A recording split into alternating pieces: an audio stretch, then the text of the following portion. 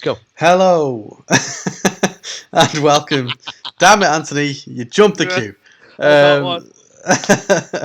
See, every time before every episode, every week, Anthony is always there trying to put me off, and then I've hit record, and there you go. You witnessed it. This is what. Is there a number I can call? You know, how do I get my grievances across?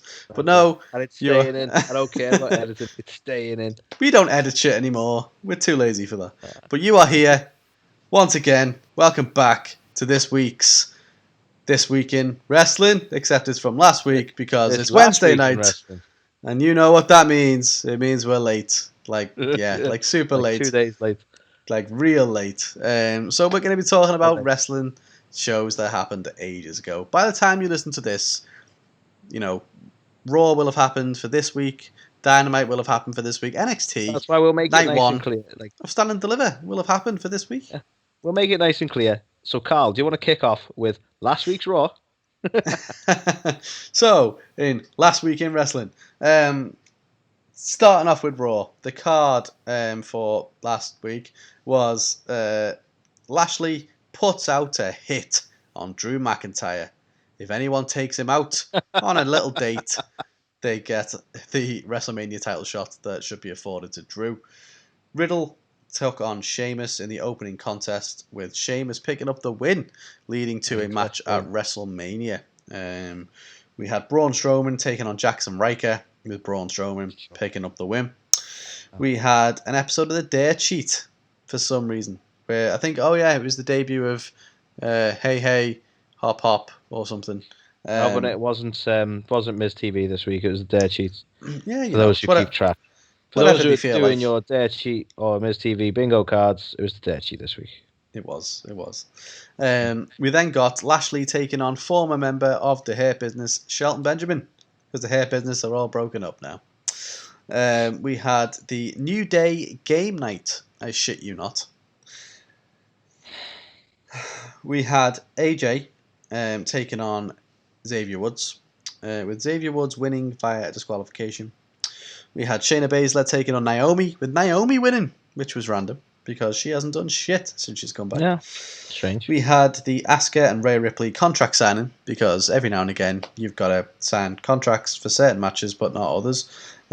With Rhea Ripley and Asuka signing the contract. Yeah.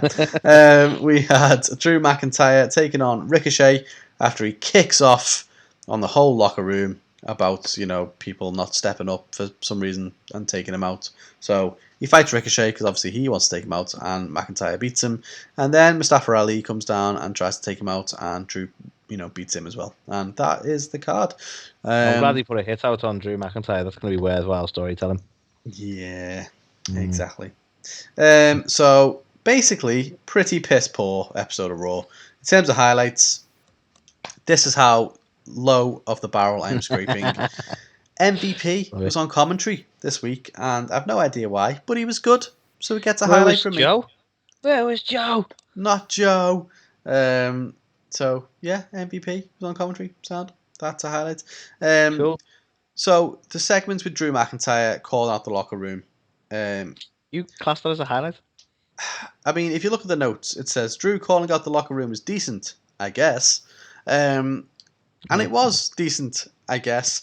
On a very lackluster episode of Raw, that was something which, I don't know, what did it achieve? It buried most of the roster, but it made Drew look good. And I'm a Drew mark. It buried the people who were already on the ground, mates, let's be honest. Yeah, so basically, he just trod on the graves of all the other dead superstars. He just went around and beat up Raw Underground. That's what he did. Basically. Now, for me, I was like, I don't like the concept of like Drew encouraging it.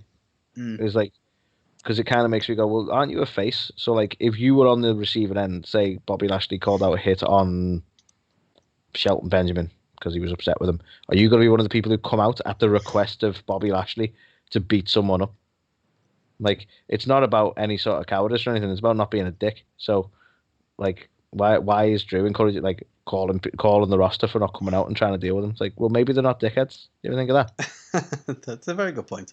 For me, the reason it kind of scraped the highlights was more the fact that, it was the first time in a long time we've had the type of segment where it felt as though people did actually exist in a backstage environment and there was a locker room and people are there, and it wasn't just a case of, these matches get made by Adam Pearce maybe in this alternate fucking universe and the wrestlers just show up and we haven't actually filled 2 hours of this 3 hour show, so we just let shit happen off the cuff. And instead it felt a bit more like, well, okay, stuff exists. It felt a bit more real, if anything. So I also like the fact he took a shot at Sasha Banks for trying to get the main event at WrestleMania by trying to get a fucking hashtag trending. So I was a fan of that, to be fair. Okay, fair enough. But yeah, that was the highlight, Anthony, on what was a pretty piss fucking poor episode of Raw. In terms of the O'Shites, I mean, I didn't want to put the rest of the card. So the main things to bitch about, the hair business on No More. It makes no sense. I just don't get it. Like, I get that they're trying to make Lashley a heel now, potentially, based on the fact that I think Drew's going to go over at Mania. But why disband the hair business? And also, to top it off, not only did they do that, but Lashley was awful on the microphone. Like, if anything, it made me think, like, he's not even ready to be world champion. He shit the bed. He was like... I disagree on that in the sense of, like, you don't need to be good on the mic to be a world champion. It's a clear sign he needs MVP as a mouthpiece. It's not a clear sign he shouldn't be champ. But he's not as good as Brock Lesnar. So, he can say some words. I don't know. He shit the bed. He said something about a Chadle match. What the fuck's a Chadle? What? What's that about? Well, you're going to find out at Mania. We're going to have a Chadle match. Chadles, ladders and chairs. I don't know. I was made up for Bobby when he won the belt. So it was like, a long time in the making, and maybe they're going to do some cool stuff. He had a fantastic entrance the following week on Raw, and then since then, he's come out, he's disbanded the hair business, he's flubbed himself all over on the microphone, and it's just kind of like, just flubbing himself on live TV. So, yeah, I don't know. I'm just very disappointed, to be fair, in all of it. So, I'm not strong statement. Angry. I'm just disappointed, So yeah, that was definitely a no-shite. I'm not even going to fucking go into too much detail on the Shane McMahon oh-shite of the week. Like, seriously, this week he manages to find Braun Strowman's old report card, which, no shit. Yeah, he was shit. He flunked this. He flunked that. The only his highest mark was a D+ for PE. It's funny because he's stupid, and that's what this whole feud is built upon. But you know what is fucking even stupider? The fucking choo-choo noise. I said this last week. It's just fucking ridiculous. I said this last week, right? I have never in my 33 years... How old am I? Not even 33. 32. Am I 32? How old are you? 33 this year, because I'm right. 34. So, yeah, right? So, never in my almost 33 years have I been ashamed to be a wrestling fan. I am ashamed. I could not show somebody that in good conscience and be like, yeah, I watch this every week and talk about it. They'd be like, what a fucking nerd. Because really, this is the trouble. Like, awful. When you go like you say, like, if my wife's like, oh, why'd you like wrestling? I'm like, oh, there's some good storytelling. It's like I think people have even likened it as like it's a soap opera for men, that kind of thing. I'm like, I can live with stuff like that, and I can explain it. I can show some of the intense stuff, and you'd be like, look at Bret Hart versus Stone Cold, and tell me that's not fantastic storytelling. And then if you sat there and they see you watching a big choo-choo train guy, and now they're adding those sound effects in, it's just like the only answer I can give when people say, why are you watching this? I'm like, I don't know anymore. Honestly, like, I don't. Whose decision was this? How is this? Is this the state of wrestling now? It's not even just this. Matt fucking Riddle, in his entrance now, when he jumps up and kicks off his sandals, which is stupid enough as it is, but fine, it's what he does. Now there's magical fucking birds that fly out of his fucking bumhole and into the camera, and it's like, why? Because He's high. Is that what it's meant to be? Like he's flying high like a bird? Because I get really? it. Subtle as Is it may it? be. Like I honestly just don't get it. I'm I feel like honestly embarrassed. maybe Riddle's the one who's been in charge of the fucking effects on the show or something recently because they just it feels like they're going more and more fucking Scooby Doo with all this stuff. I'm honestly expecting those cartoonish running noises when someone runs away from a match and stuff. Yeah, like as your legs are, that'd be amazing. Can you imagine? Where does it stop? Like is it boing? Like what effects are we going to get every week? Well, I think Roman's obviously going to have incessant dogs barking whenever he It's just awful, isn't it? someone. Like I'm not being funny. I know I've been watching since 1992, but you never needed this shit to get anybody over. Like, I took umbrage with the 3D graphics of the big fucking Roman Reigns going, or the big barking dog. I much hate prefer them, the big Roman Reigns to the actual dog. Yeah, to be honest with you, the dog was awful. Even the animation on that was awful. Yeah, they're both awful. Let's be honest. But you can put up with it. It's like, oh, they're trying something new. Okay, fine, whatever. I've got to draw the fucking line. Like when they tried the 8K cameras, and you go, well, it's weird. It feels a little bit disjointed, but we're trying stuff. We don't mind that. Yeah, I draw the line when we have a fucking choo-choo sound. Yeah. Because really. So no, really. That really happens. Fuming, basically. Yeah. I'm absolutely fuming. I'm just embarrassed to watch that show. It is just fucking cringe. It really is. Horrendous. So there was that. We had Hey Hey Hop Hop. Shite. That's all I'm going to say about that. Imagine going from train sound effects to Hey Hey Hop Hop. Yeah. And justifying watching Raw. Exactly. So, you've got I'm here saying to my wife, you know what? I want you to watch an episode of Raw this week. Honestly, I think you'd enjoy wrestling if you watched it. Yeah. Let's sit here together. Oh, and I reckon at this point, don't worry about the train noise. That was just a one-off thing. Don't worry. It gets better. I agree. That was stupid. It gets okay. Better. What's happening? Yeah. Hey, hop, hop. Yeah. Okay. Yeah. What do you say? What do you say? What can you do to You're that? right. You can leave. It's fine. Exactly. I'm confident at some point they're going to be like, when does the wrestling start? And I'm like, I don't know. I don't know anymore. Who knows? So yeah, that was shite. But then it's okay because they totally redeemed themselves with New Day Game Night. Awful. So yeah, and then to top it all off, and this might be a sore point with you because I know that you rate his work of late, but why are Baron Corbin on the show? Like, I get it. Right? Shut up, I'm talking. Right? There's a hit out on Drew, right? And you've got fucking Ricochet and Mustafa Ali answering it. So, all right, that's pretty shit. But is Corbin much better to end the night? Bigger. Really? But really? Bigger. Right. I've started joining Team Corbin slowly, as you know. I think he gets it. He's a consummate professional. He's been putting the work in on SmackDown.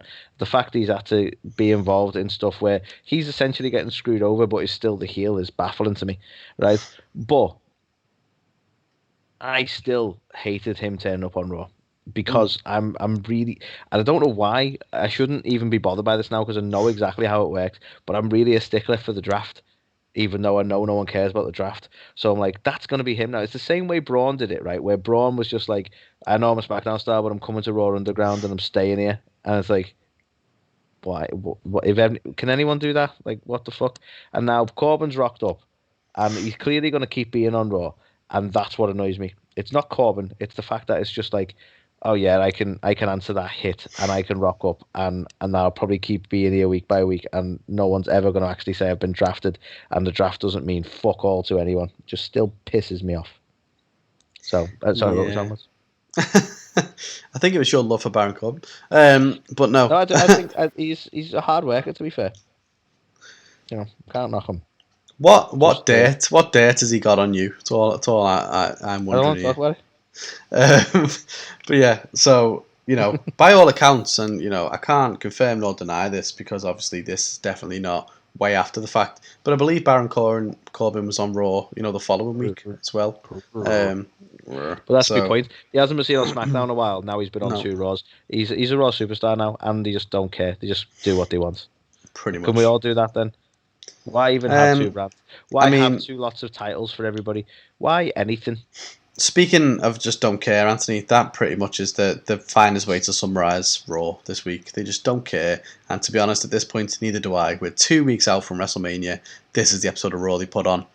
Absolutely awful. Absolute shite. 0.5. Oh, this would have been the perfect time for that soundbite. I know, I'm sorry. This is coming in from next week. Like 0.5, Anthony, is what I'm giving this. And I know it wasn't the go home to WrestleMania, but we're 2 weeks out and it was this bad. Like, it didn't really do anything to advance anything. This wasn't a go home, this was a go fuck yourself. Fucking fantastic. So, yeah, 0.5 from me. Terrible show. Terrible. I'm with you. 0.5. No, let's not even carry on with this bullshit. No, let's move on to NXT. Let's move on to other bullshit. Do you know what? Joking aside, right? I don't know how you're feeling about this. I actually enjoyed this week's NXT quite a lot, right? I think it was decent. There were some good matches. There's some good build. I'm happy overall, right? So let me tell you about the card, right? And some things I'm going to say will surprise you, Carl. But let me tell you about the card first of all. So we had a match between Roderick Strong and Cameron Grimes opening up the night, with Cameron Grimes taking the win. We saw Santos Escobar going up against Tyler Breeze, with Santos Escobar taking the win. We saw Candice LeRae and Indy Hartwell going up against Gigi Dolan and Zayda Ramia. Sorry, I might have pronounced that surname wrong. With Candice LeRae and Indy Hartwell taking the win. We saw Zoe Stark going up against Raquel Gonzalez, with Raquel Gonzalez taking the win. We saw I want to say promo sort of hype package thing for Adam Cole versus Kyle O'Reilly. We saw Casey Catanzaro and Caden Carter going up against, again, apologies if pronunciation is slightly wrong, but Tian Sha with the Xia Li and her new sort of tag team. We'll talk about that a bit more with obviously Xia Li taking the win. We then had a battle royal this was the most confusing thing of the night, a battle royal for the North American title gauntlet match. So this battle royal determined who went into the fucking gauntlet. That was confusing in a way. So we had LA Knight winning the whole thing, but we also had Leon Ruff, Isaiah Swerve, Bronson Reed, Dexter Lumis, and Cameron Grimes qualifying for the gauntlet. Because fuck it, let's make a battle royal even more confusing. So that was the card overall, Cal, right? And there's some really good stuff in there, right? But highlights. First one, probably going to surprise you. Cameron Grimes.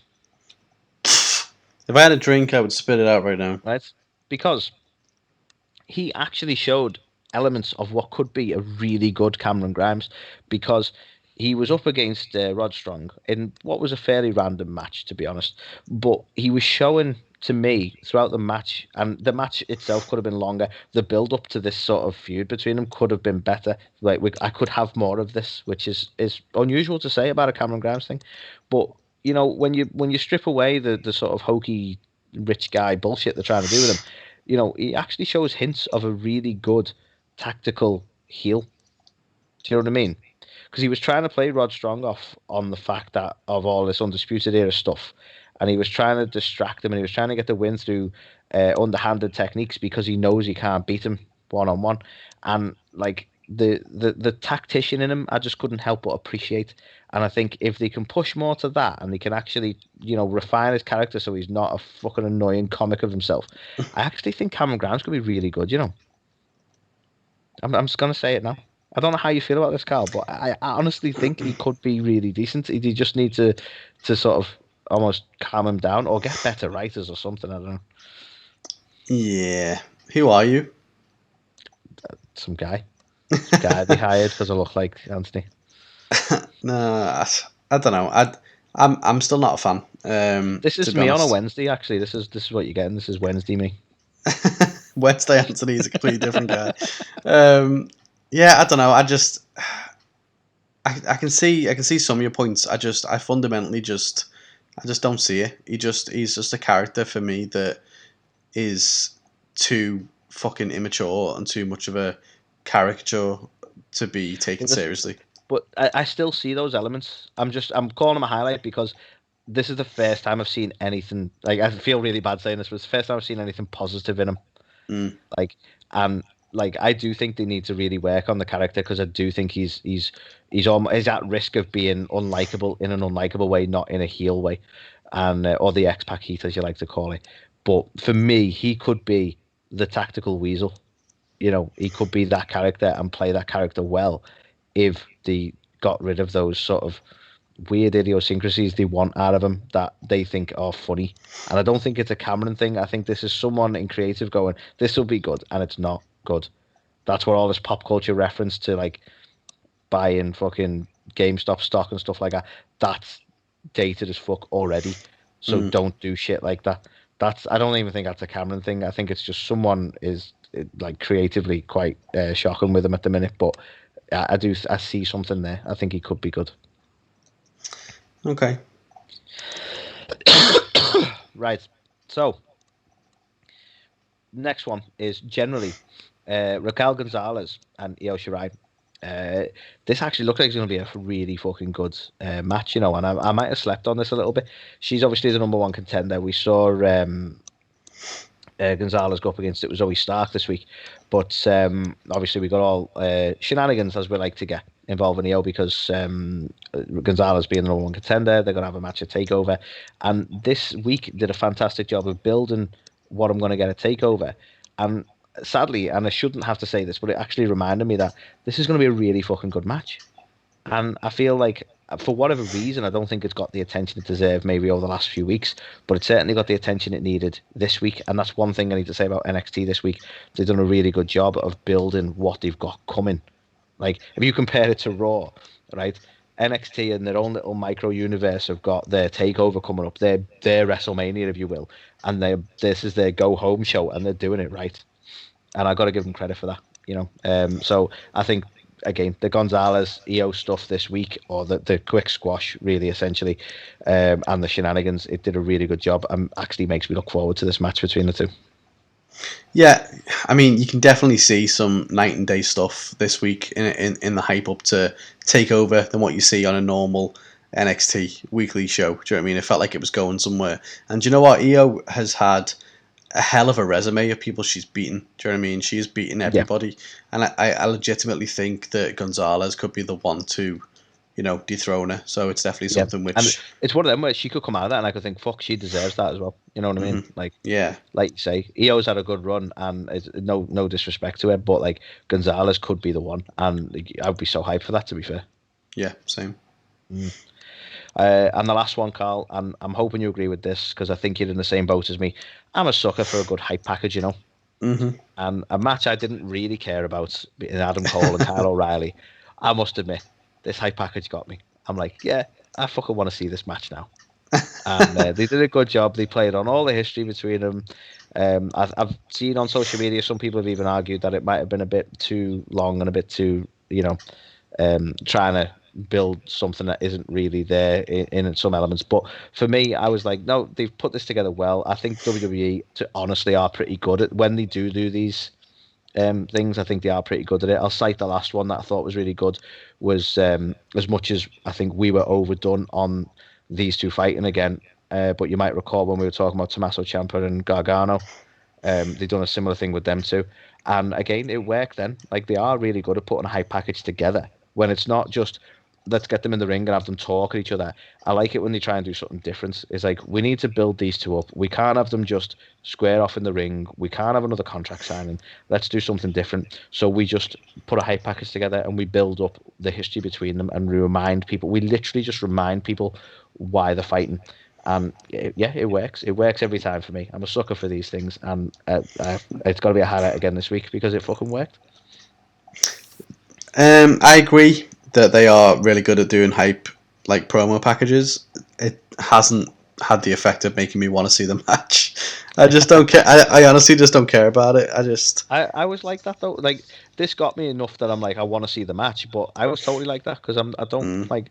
Ultimately, do you really care that they fell out, or that, like, I think they really got something. They must see something in O'Reilly that I think I don't want to speak for the world here, but I think the public probably aren't seeing it in this quite the same way, because I'm certainly not. I don't think you are, where they're like, Kyle O'Reilly's going to be huge, because they've given him such a push before Undisputed Era broke up, and now they've broke up. It's Kyle O'Reilly who Adam Cole's going after. I don't know. That bit I don't get, but yeah. At the same time, it was a good hype package, and it should be a good match between the two. Do you know what? I'm gonna piss a lot of people off here as well. Like I see nothing in Kyle O'Reilly, but I don't even see that much in Adam Cole anymore. Honestly, I just don't. There was a time when I was like, okay, this dude could be, fantastic, and now I just feel like he's just very like bland. He's just so bland. Oh well, he definitely needs to have another match with Finn Balor then. Battle of the Blands. There you go. How do you like your chicken? Plain. Nice. Thanks. Can we do that as a T? Battle of the Blands. I love it. Yeah. Yeah. So that's another T-shirt we got coming out, definitely. So I'll move on to the O'Shites, Carl. I've only got a couple. And weirdly, Cameron Grimes. No, joking aside, I'm nothing. I wanted to give Cameron Grimes a bit of praise because I normally don't, but sadly, I think there's something good potentially in a feud between him and Rod Strong, and I think that they've kind of spent it here. Do you know what I mean? Like they've not, they've had this match. Grimes has won. You potentially maybe could do something from it, but I'm like, I don't know. I feel like everything was kind of over and done too quick. And whilst, yeah, that was Grimes being underhanded, so you probably maybe get another rematch or so out of it. I don't know. I just feel like they're kind of on a bad footing already, but this could actually be good for both of them if they actually build it into a feud. So it's a weird one to put as no shites because mainly because I don't think they're going to do that. I think it was just a filler, but that could be good for the pair of them, and it's a shame that they've kind of spent it the way they have. Mm-hmm. If I'm wrong, I'll go back on that. But yeah. I mean, next one is I don't know how you felt about it, Carl, but I feel like Gigi Dolan, who was what was her former name? Priscilla Kelly. Yeah. I feel like she was notable enough outside of WWE that this week being squashed so quickly and decisively, and to be honest, the in-ring work being so what's the word? Sloppy is a bit of a shame. Because I don't, and this might be unfair because I think maybe I was expecting more because we've seen her on the Indies, we've seen her in AEW very briefly. We've seen her in WWE. She was part of the Mae Young Battle Royal, as I recall, at one point as Priscilla Kelly. So we know she can go in the ring. And the fact that we saw this week, and I'm apologies if I'm wrong, but I'm pretty sure this is her debut on NXT as well. And it was a quick squash and some sloppy work. Was actually a little disappointing. But maybe I'm expecting more from her because she's not new, but she is new, I think she was in a tag team match the other week, wasn't she? I think that was her official debut. But yeah, it felt, I don't know. I'm a big fan of her, to be fair. I think she's got a good look. I think she's got a lot of talent. She's obviously worked her way up in the Indies, and it was a shame to see the match play out like it was. It was just a little bit messy and a little bit just kind of like meh. Do you know what I mean? So it is a shame that, because I do think that, and I don't know, am I making the comparison because she's pale and she looks a bit similar, but she's a bit like Paige. I do look at her and think of Paige a little bit, and I would like to see her do really well. See that, I think WWE see it as like the next Paige, because obviously, sadly, Paige should still be Paige. You know what I mean? She should still be there, and it's a real shame that she's not. But WWE have had no one like her since, and I think they probably see that in Priscilla Kelly. I think the name they've picked is rather fucking stupid as well, to be honest. But whatever. Yeah, Gigi Dolan. Yeah, like, who come up with shit? But I feel like it was a bit of a disservice this week, and I'm hoping this is just a bad week and we'll see more of it and better of it in the next few. But again, it might have just been because we kind of already know it, and that might not have helped. But that's the only other shite I've got. And you know what, Carl? As far as the rating goes, I'm going to try and be as fair as I can to NXT right now. I'm going to give it a 3. because this did everything it needed to do for a show that builds up towards their biggest pay-per-view. It was enjoyable. I didn't have an issue with any of the matches, and I only had a couple of minor shites, really. So I can't be unfair to it. I can't give it a 4 because it wasn't like the best thing I've ever seen. But it's a solid 3, definitely a solid 3, and the highest rating I think I've given NXT in a while. Well done. I can't do it. I can't give it a 3. I'm going to give it a 2.5, and I think it was a good show for NXT standards, and I think it did make a difference. The fact that there was a takeover kind of building up pretty soon, but while I didn't have much of it, do a good job of taking that horrible raw taste out of your mouth. Hey, I like that. I like what you did there. I still feel like even though the matches were okay and they were good, it still didn't feel like it did enough to push TakeOver. And I know it wasn't the go home show to TakeOver, so there's still tonight's episode, with it being Wednesday, obviously. It was the go home to TakeOver, wasn't it? No, yeah, it was. Yeah, I was going to say this is TakeOver night 1, isn't it? This week.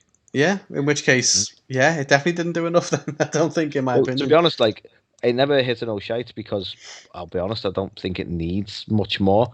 But I was very surprised that there wasn't really much between Finn and Karrion, and there was a back and forth between them, but that was it. Like, and you consider that's going to be their main event. That's crazy. But hey ho, I was actually quite happy they didn't make a big fucking thing of it because how much more do you need to do? Yeah, I mean, to be fair, they do kind of every week they do something, but I just feel like they do a lot of kind of filler, it feels like, and this wasn't as fillery as normal. I do think it was, along the right lines, but they could have done more with it being the go home show. Like for me, I was thinking 2.5, and that wasn't even that was the fact that they still had another week. But shit, you're going lower. No, still giving it a 3. I'm still really happy with it. I do think a 2.5 is appropriate, but it's just kind of like you look at it and there was some stuff on there that probably just didn't need to happen. Which if about Grimes and Strong, aren't you? I don't know. I just think for a go home show, and that's another reason why, again, Raw wasn't the go home show that I was talking about. But it's 2 weeks out, and it just didn't feel like it didn't feel like WrestleMania. Whereas this is like the NXT before Takeover, and it was kind of like we got a video package, and we got a new entrance to the Gauntlet match. But what else did we really get that leads into Takeover? Do you know what I mean? Gonzalez looked good, but whether she had a match or not, they could have done something more to build that up as well. So probably going to have something with Xia Li as well. I'm not even sure that's a match. Might be that we get this mystery character actually debuting because we've seen them, but not actually done anything yet. So maybe I don't know. There's some stuff there. It's all good. Yeah, no, I think it's probably a dead set. Dead set that we'll see that. Probably at Takeover as well, I think. I would say so. But yeah, so 2.5 for me. Decent show, but just not good enough for a go home, I think. Leading on to the Superior Wednesday night show. It was good this week, to be fair. So the card, we kicked off with the in-ring debut of Christian Cage in AEW as he took on Frankie Kazarian, picking up the win. We had an exhibition match. Exhibition match with Cody taking on QT Marshall that ended up in a no contest and was just an all-round shit show. Of course it fucking did. We had John Moxley taking on Cesar Bononi, with Moxley picking up the win. Shock horror. Team Taz are still fine, to quote Ross from Friends. MJF was going to unveil his gift for Pinnacle, his new faction, and things went a bit awry. We had a proper newsreader, and things took a turn.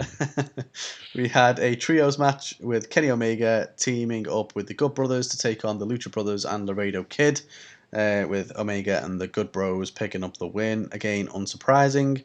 We had Hikaru Shida teaming up with Tayanara Conti to take on Nyla Rose and the Bunny.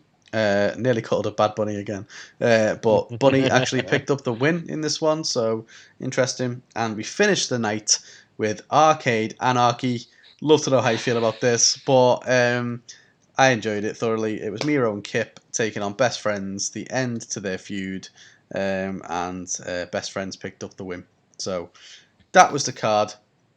For me, highlights-wise, Christian Cage match, like it was anything you could ever want, really, from his debut. It wasn't overbooked. It was against someone he's got previous history with in Kazarian from Impact. It went for like 20 odd minutes. He's been out of the ring for 7 years. He didn't really miss a fucking beat. No fucking rust on this fella.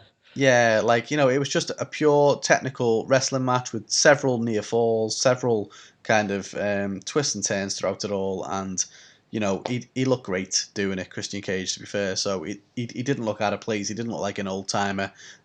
He genuinely looked like he hadn't missed a beat, to be fair. So I was made up for him. It showed that he still could go. Better than I expected it to be, if I'm honest. Yeah, and I know obviously he's got the Christian complex with you, hasn't he? We spoke about this, Matt and Jeff and Edge and Christian, and he's never going to be as over in your eyes as Edge. But that's true.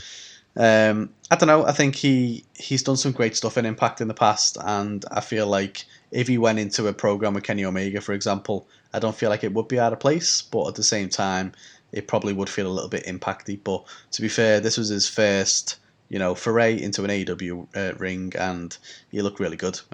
So I was made up for him.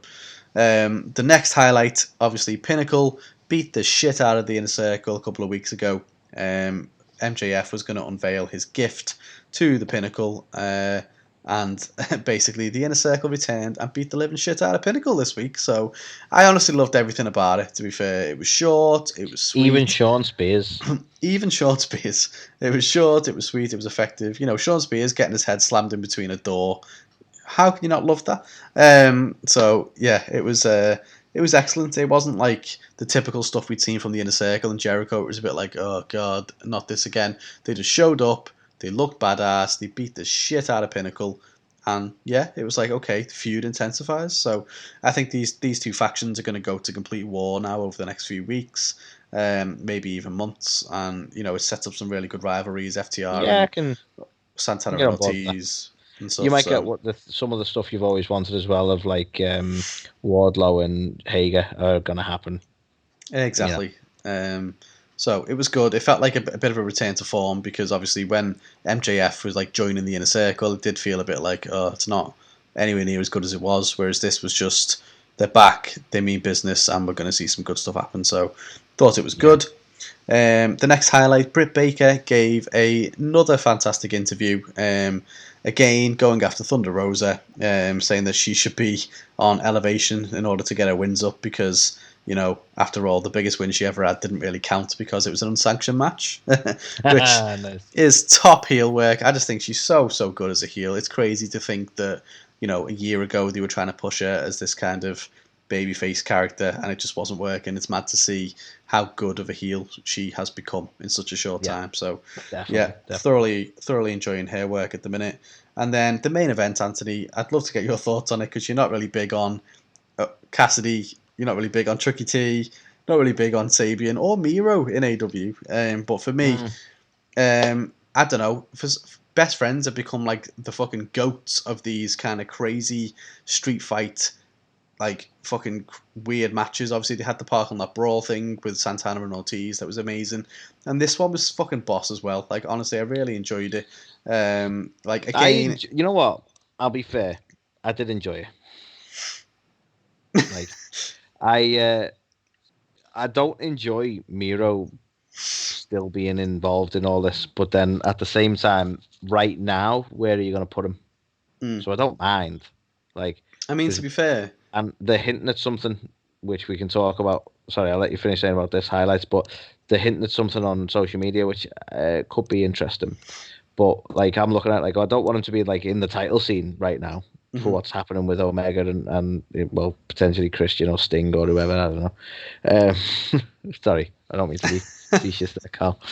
But you're terrible. I don't know. Yeah, for me, I'm just like, I kind of just hope this is the end of Kip and Miro as a little unit, which I think they're probably hinting at anyway. But It wasn't the actual gimmick match was actually quite fun. It was quite engaging, and I would actually go as far as like I would defend this because so many people like to think about like oh how stupid all this game thing like they're fighting over machines and stuff. And I was like, these are the same people who love WWE no matter what they do, but WWE will put on like a fucking what did they call it like a fucking symphony of sound or whatever match when it's the same concept but you're using instruments instead of arcade machines. So how is it any less fucking I cheesy? mean, I'm not being funny, but WWE literally did a games night this week. Like, come on. Well, they did, they did. But even if you look at like stuff that hasn't been done, like AEW have made it clear what they're going for theme wise with this in terms of the arcade machines and the initial feud was over breaking the games of the machine and all that. Like even if you just want a similar parallel to a gimmick match, like I think this echoes a lot of like what WWE were going for with the symphony of fucking music or whatever. And I'm like, well, they were doing a similar thing but with instruments, so I don't see how you can rinse AEW for this sort of gimmick when you defend WWE. And to be fair, AEW did it significantly better because WWE I just would kind of argue, had right? like, Elias plays a guitar, so let's have instruments. And it was like, but Yes. why? Whereas at least this is But kind of hinged why? on everything. And the way they did it, like having weapons is almost like the prizes that you would win, in an Yeah. arcade was fantastic. Yeah. 20,000 tickets to get a steel chair. That's just fucking, a proper laughing Yeah, at no, that. that like that you Tickled say me. that there's like elements of it would actually worked really well, and Yeah. the gimmick was daft, but it was daft in a really good way. So I actually don't mind at all. Like Even like even I did like enjoy. even like the random teddy bear that was up there, it was like, well, that feels out of place, and it turned out it was just like instead of full of thumbtacks, it was full of Lego bricks and like getting suplexed on them and stuff instead of like thumbtacks. Like that was awesome. And then we also get inside the UFO grabby machine. Who's going to make the return? Chris Statlander, the alien herself. Like there was just Nice. all these nice little touches. You know what I mean? I Yeah, just thoroughly enjoyed it. good to And see then Chris obviously Statlander back. yeah, definitely. She's been sidelined for so long, so that She has. that She that was has. boss. And then another return in Trent as well, coming back. Obviously, the familiar Sue car coming down, dropping him off, and yeah, I don't know. I just thought it was really fun, and I'm not that big of a fan of Best Friends. Like I make no bones about it. I'm not You have the a huge moments. fan, but I like get what you mean. in this match and in like the parking lot brawl, they can steal the show. So fair play Mm, to them. So yeah, thoroughly definitely. enjoyed that. In terms of the O'Shite Anthony, fucking QT Marshall and Cody Rhodes, man. Jesus. So the American Nightmare family now have their version of the Wolf Pack, haven't they? Let's be honest. So QT Marshall has showed up. He had a little exhibition match with Cody. It was awful. It was like, I'm not going to really hurt you. Terrible. Just hated everything about it. And then, oh, by the way, QT Marshall has started his own version of like this faction now. So yeah, awesome. Like it'd be fine if the faction wasn't led by QT fucking Marshall, and B if it didn't already happen like 2 weeks ago with fucking Pinnacle. Like really? This No, feels almost like exactly what Jericho was complaining about things not being exactly, controlled. exactly. Took the words out of my mouth. Like it's just so similar and just so unnecessary. Really, it's And just it's QT Marshall. I don't want to like I don't want to be too harsh here when I say this, right? But how many things are the Nightmare Family going to fail at doing on AEW before they take a back step? Because I feel like they've had so many opportunities to do something on screen and it's fucking failed miserably. oh Looking yeah. at the Nightmare Collective and looking at like this sort of random. Maybe I'm going to turn heel and fall out with Arn, but maybe I'm not, and I'm going to dye my hair black, but then I'm going to dye it back again, and I'm all over the place emotionally, Cody. It's like I'm gonna just get a neck tattoo, but it's only temporary. What? It was real? Fuck. Yeah, all that, all them things. yeah, Um, and it's like just I don't know. There's only so many bookings you can let them do and go. Okay, maybe we stop the Nightmare Family from booking their own shit. Like yeah. maybe the bunny's part of the family now. Maybe she's not. I don't know. Like I mean, fuck's sake. like I said that last week, didn't I? I was fuming about like QT Marshall, like referencing his wife and how they've been together. It's like, did you just erase the fact that you were shagging fucking Bunny a minute ago? Like It's honestly, an like open stuff marriage. like that is stupid. But yeah, so I thought the whole exhibition stuff and like the weird turn and like we've now got two versions of the fact. I don't know. It doesn't bother me that we've got another faction. It's just the fact that it's cute because everyone's kicking off, going, "Oh my god, everyone's in a faction." And yeah, I can see that, but that's not necessarily a bad thing. When WWE was at its prime in the Attitude Era, there was fucking millions of factions. There was The DX, there trouble was with this Ministry, is, Job Squad, we, there was yeah, the trouble with this oddities. particular faction is we don't want it. Nobody Yeah, wants it. exactly. And Who's gonna it's follow QT fucking Marshall? exactly. So yeah, I'm just not a fan of any of that. And unsurprisingly, again, Don Callis, the Young Bucks, just the same shit again. Just from a promo standpoint, it's samey. They've got nothing new to say. They never improve. It's the same like boring shit. And unfortunately, the biggest problem I have with AEW at the minute seems to be with the fucking executive vice presidents who are running the fucking thing. Anything Yep. Cody touches The has root gone of awful. all of the problems seems to be these guys. To be honest with you, Yeah, anything the Bucks do is awful. Even Kenny's so up and down. Like he can do some amazing stuff, but he can be terrible yeah. the next week. So Who'd have thought Jericho would be our like least problem at the minute? yeah, Because he's kind of emotionally all over the place lately. yeah, But definitely. So for me, taking everything into account, I thought it was a really strong episode of Dynamite, and so I'm going to give it a 3 out of 5 because I feel like Christian Cage making his debut was a solid match, really, really good. You still had Moxley on there, even if it was just against Caesar Bononi. The whole MJF Inner Circle stuff was great. The women's match was fine, to be fair, and it's good to see them get time. The trios match was fine as well, and I love the main event. So, yeah, it's just some of the other little bits and bobs and linking elements just felt a bit flat for me, and obviously the stuff that the elite are doing, not well, ideal. So, I don't mean to parallel you here, but I can't go 3. I'm gonna have to go 2.5 myself. okay. I know there's not much in it, but if I had to pick one show this Wednesday night, it would have been NXT for me. I think probably down to the fact that I wasn't as enamored with the arcadey stuff as you. It was good, and for what they did, it was really well put together, and like the gimmick tied in really quite well. But I wasn't overly sold on the match anyway. Do you know what I mean? Yeah. So it probably drags it down a little bit more, but still a solid week. And as you say, there were some you know negatives, but not too many. But yeah, for me, it's going to be a 2.5, solidly in the middle. Okay, that's fine. You can be wrong. That's cool. That's cool. So the Speaking of final wrong, one. shall we talk about SmackDown then? Lay it down, my friend. Okay, so we opened the night with a promo from Roman. No, sorry, from Daniel. No, sorry, from Edge this week. Then we have our first match of the night, which is Ziggler, Bobby Roode, and Alpha Academy going up against the Mysterios and the Street Profits, with Ziggler, Roode, and the Alpha Academy taking the win. Mm-hmm. We then had another promo, obviously, from, well, I say promo, sort of promo, from Seth and Cesaro, kind of. We then had Natalia going up against Shayna Baszler, with Natalia taking the win, surprisingly. But when you consider how that goes down, not that surprising, because they still fucked it up somehow. We then have another promo, because, match promo, that's how we do this. Sort of again, it was Sami Zayn revealing his documentary trailer, it was the Logan Paul rocking up and that sort of thing. So we'll call it promo, but we had that segment. We then had Bianca Belair going up against Carmella, with Bianca Belair taking the win.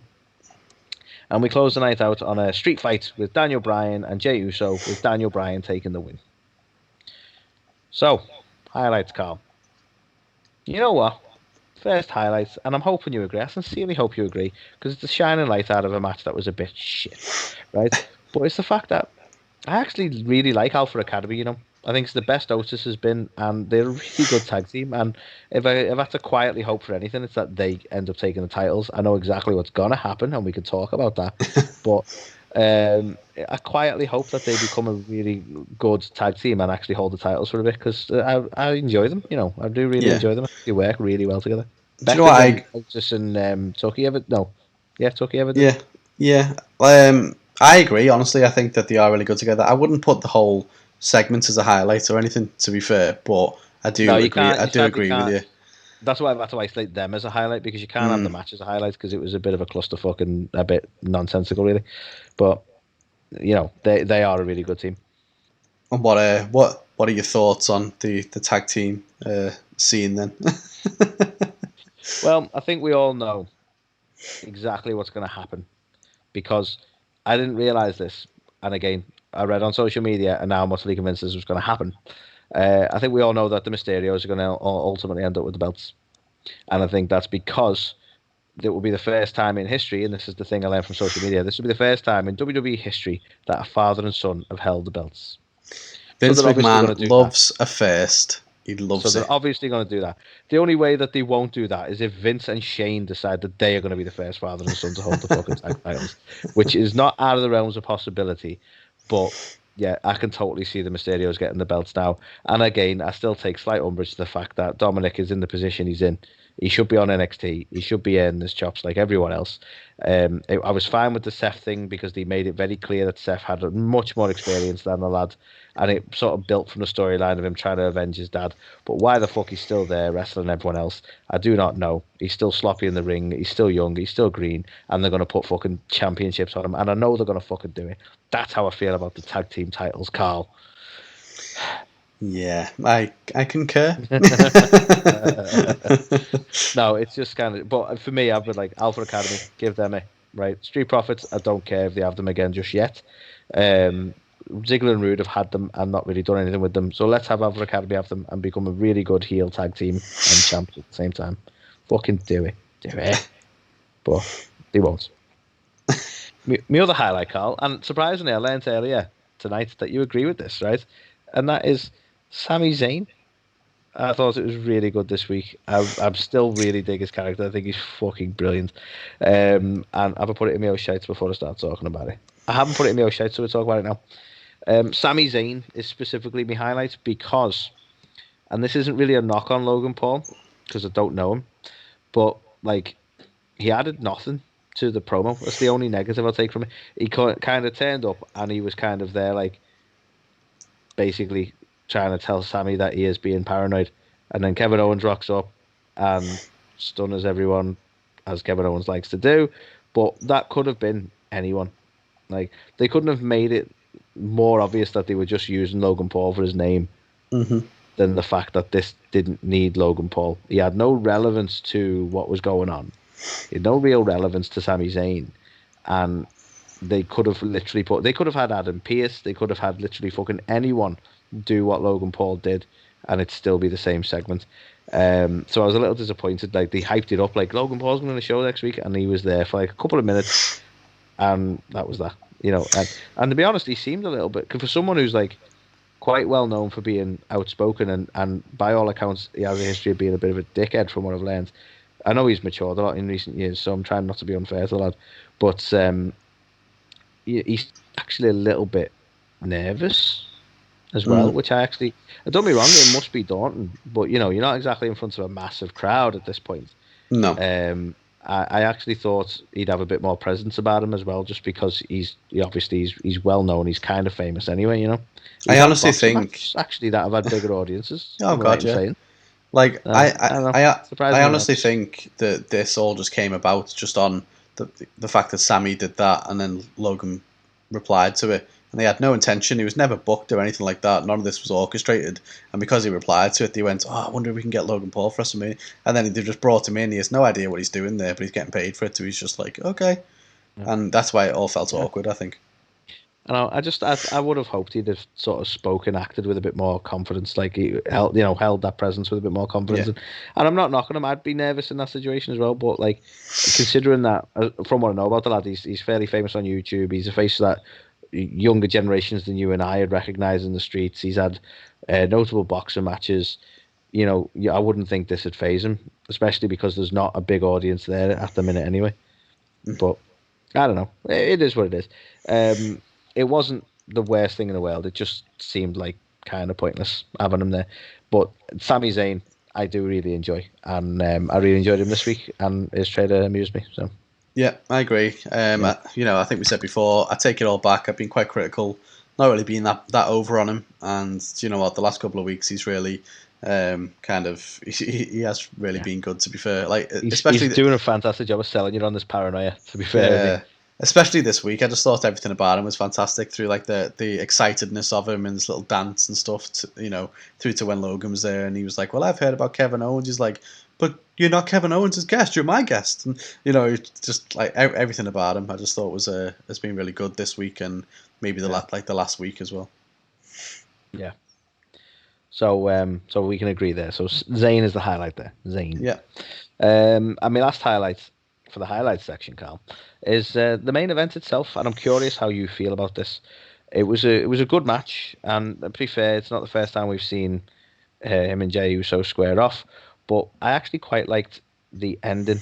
I feel like Daniel Bryan actually did a good job of legitimizing himself on, as much as you can still be pissed off that he has basically inserted himself in the main event.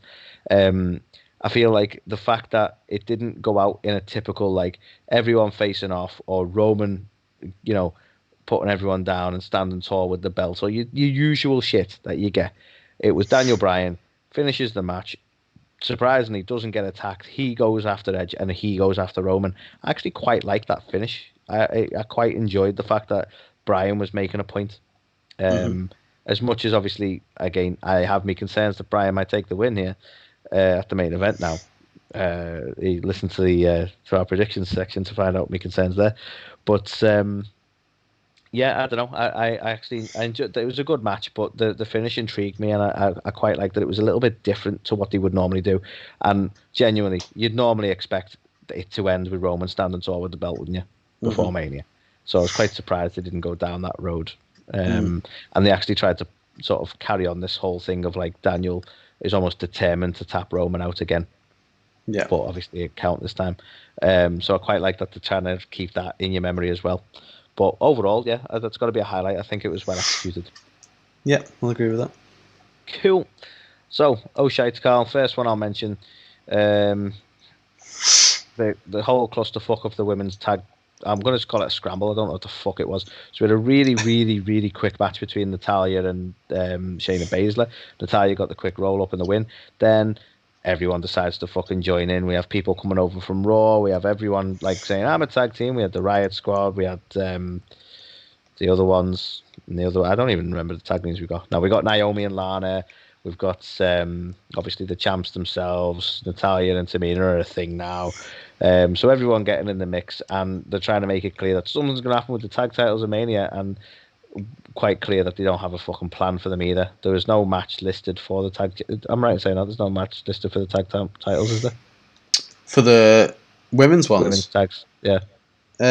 So there is now. There is now. Sorry. So they've added it last minute. So on night 1, we've got a fatal 4-way that could turn into a fatal 5-way match.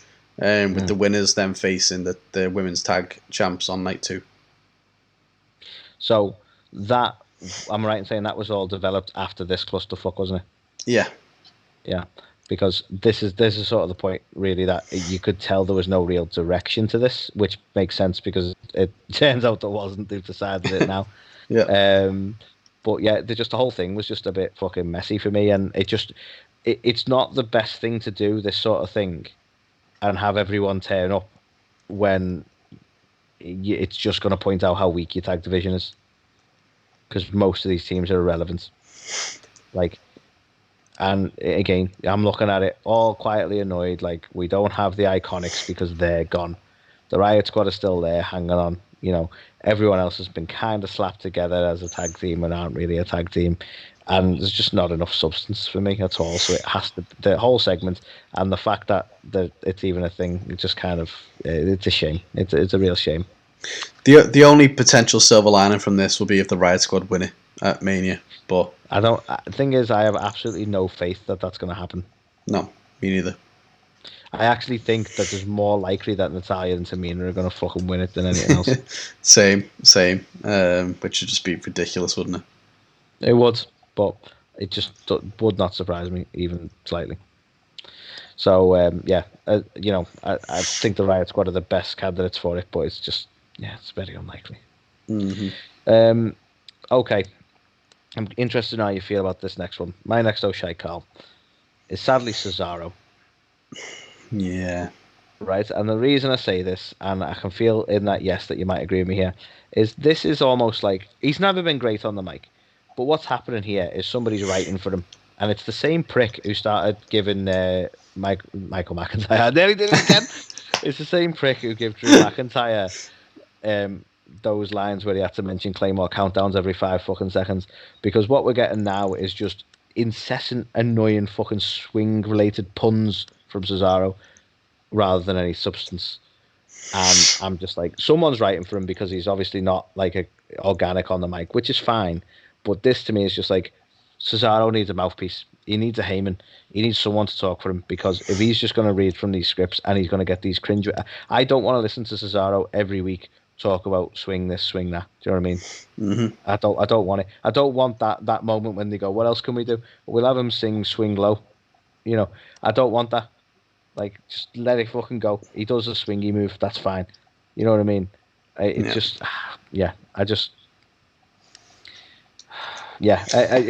was that line he said? It was something about like swing is in the air or something, wasn't it? Rollins said he was something. I can't remember what Rollins said he was, but he was like, "But you're not unswingable." And I was like, "Oh, for fuck's sake!" Yeah, I can't remember what it was now that Rollins said he was, but it's irrelevant. It was just like, just shut the fuck up. It is literally, you can tell the stuff that is WWE kind of enforced. You know what I mean? It's like, what can we do that's like catchphraseable, that can be put on merchandise? Okay, you know, he does this swing. Let's just do everything about swing. King of swing. You know, swing is in the air. Yeah, there's loads of stuff we can do there. And it's like, for fuck's sake. But you see, it honestly, it really reminded me of the bits that Drew McIntyre got when he was like, when they've gone to him, say Claymore. Mm-hmm. Do a Claymore countdown, say those things, and you could tell the bits that he was being told to do.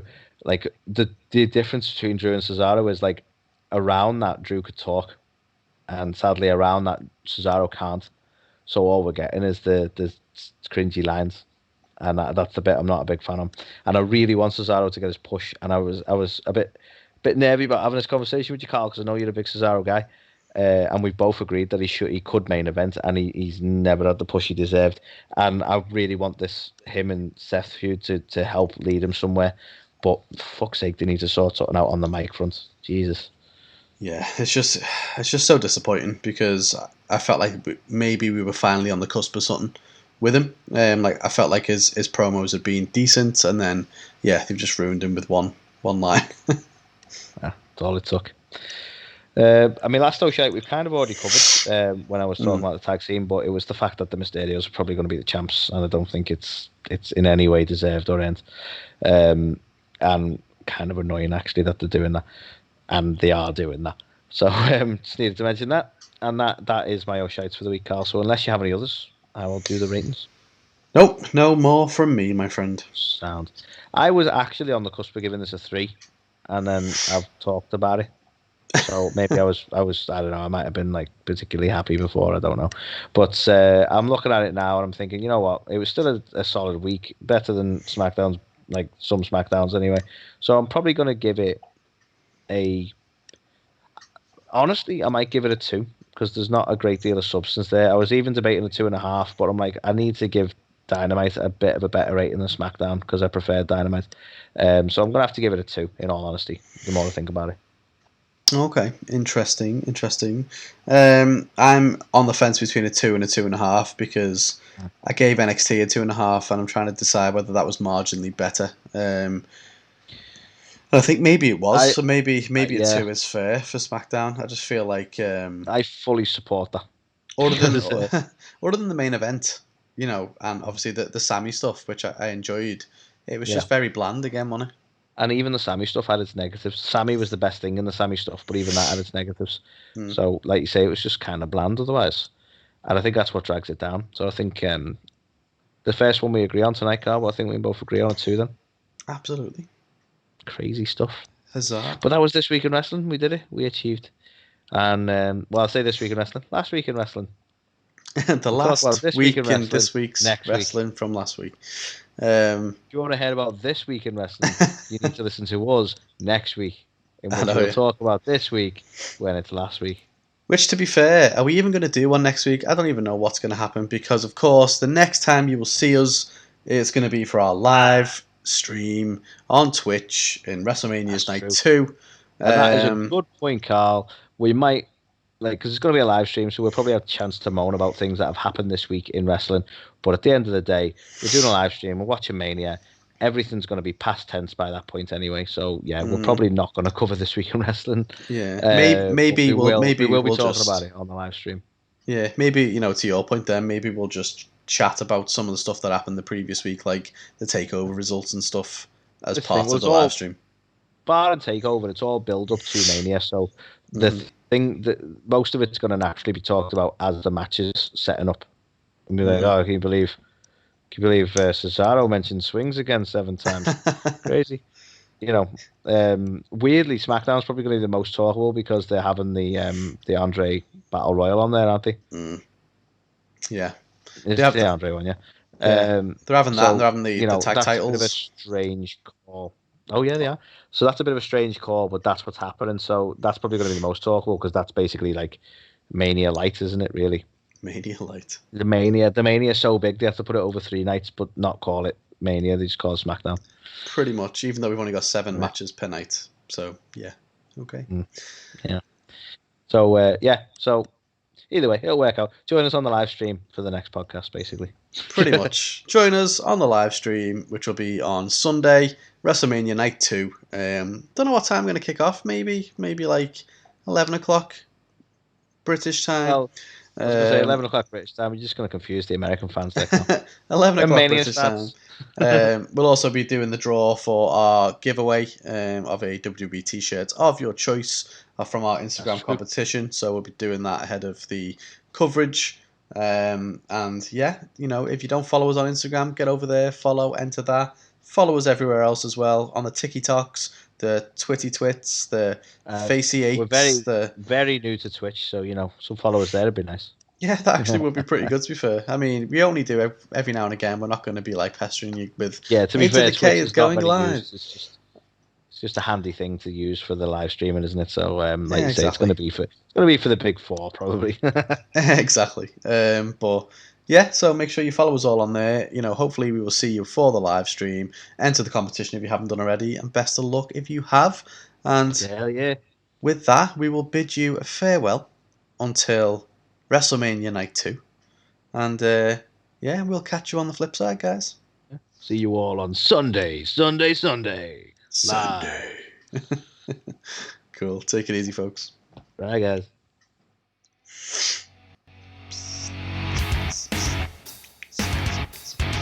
You're watching or listening to A2theK. A2theK. A2theK. A2theK. A2theK. These guys are awesome. Check it out. Check it out. Change your life. You'll be thanking me later.